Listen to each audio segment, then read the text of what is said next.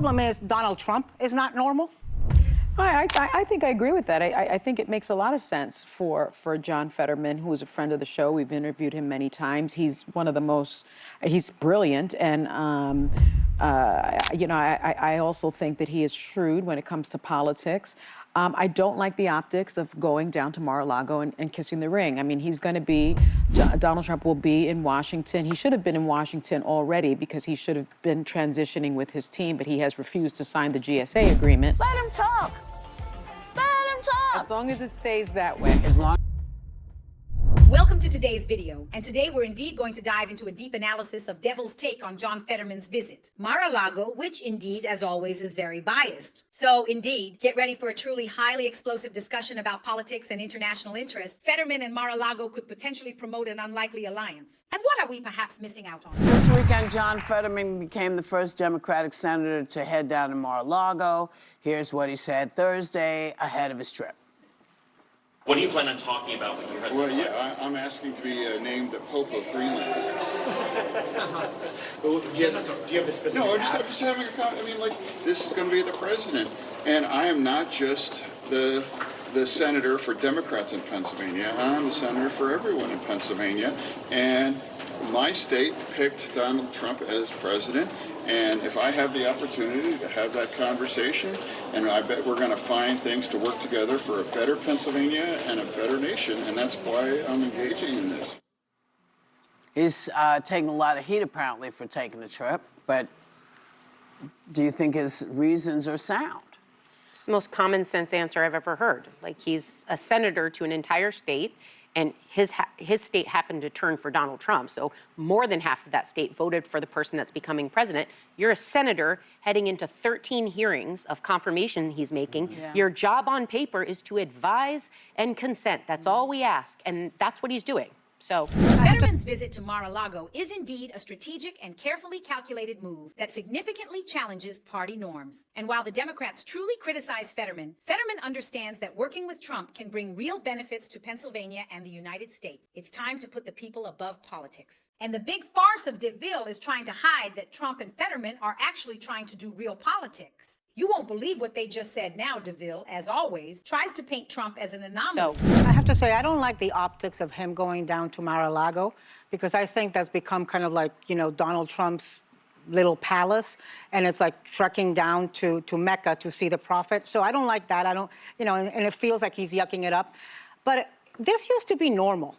Presidents having relationships with people from the other party to get things done used to be normal. Ronald Reagan famously had a very good relationship with Tip O'Neill, who was the Speaker of the House, a Democrat, when he was president. We saw Joe Biden work very closely with Mitt Romney, with Rob Portman, with many Republicans to get bipartisan legislation passed. The problem is Donald Trump is not normal.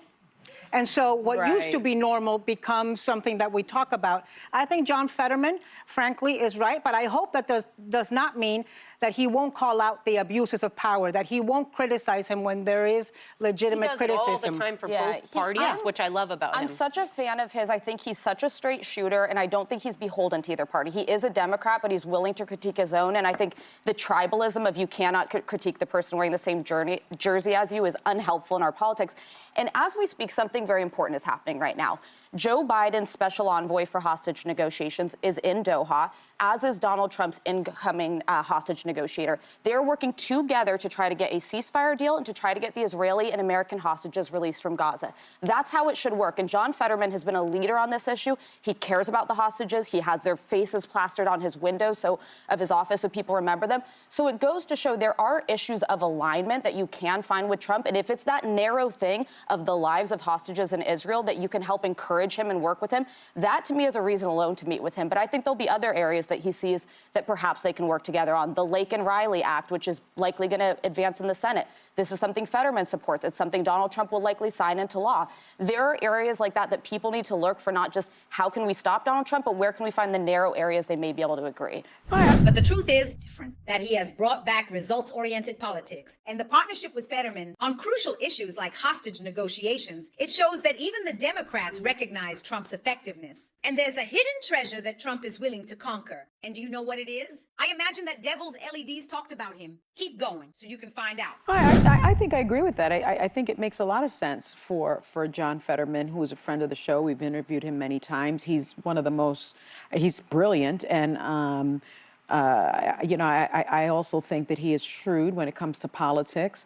I don't like the optics of going down to Mar-a-Lago and kissing the ring. I mean, Donald Trump will be in Washington. He should have been in Washington already because he should have been transitioning with his team, but he has refused to sign the GSA agreement and wants to go with his own ethics plan. And so that's one of the reasons why he's not in Washington yet. And so I take objection to that. But the one thing that I just want to say is, I want him to stop talking about Greenland. Greenland is not for sale. Like, why is Donald Trump talking about Greenland? You know why he's talking about Greenland? Because it has oil and natural resources some of those resources are unique to China and Russia. And that's what he wants. He's talking about Greenland so we don't talk about how bad some of his appointments are. He's talking about it because he wants money. He wants money. He wants the oil. And so the one thing that I would caution everyone is we also have U.S. troops in Greenland, though. There's some national security reasons that we care about the Arctic and having a U.S. He doesn't give. That is the reason he's given. I don't think he cares about that. This I think guy he cares is the about oil. distractor in chief. And Trump's push for Greenland isn't just about resources. It's actually about securing American supremacy. While DeVille's criticisms get lost in distractions, Fetterman and Trump show themselves united by a common goal. But the liberal media insists on the narrative that they are enemies in disguise. And how long will they keep up with these real fake news? Check it out. If anything he knows how to do well is to distract the American people. We need to keep our eye on we it. are not sending troops in. Yeah. We need to keep to our eye take on it. anybody else's sovereign nation. Yep. Then he can talk all he wants to. As long as there are no troops heading to Panama, to Greenland, to Canada, Mexico. Yeah. All of these are sovereign nations. And as long as they're just talking, let them talk.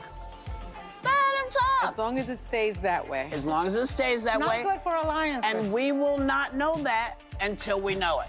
And the dialogue between Fetterman and Trump could be a potentially new era of significant and impactful bipartisan cooperation in the political landscape. And Devil's comments try to divert attention from the true intentions behind Trump and Fetterman. It's time to look beyond the headlines and understand that this collaboration could shape the future of the United States, of the nation. Don't waste time. Subscribe to the channel, like this video, and share it with as many people as you can.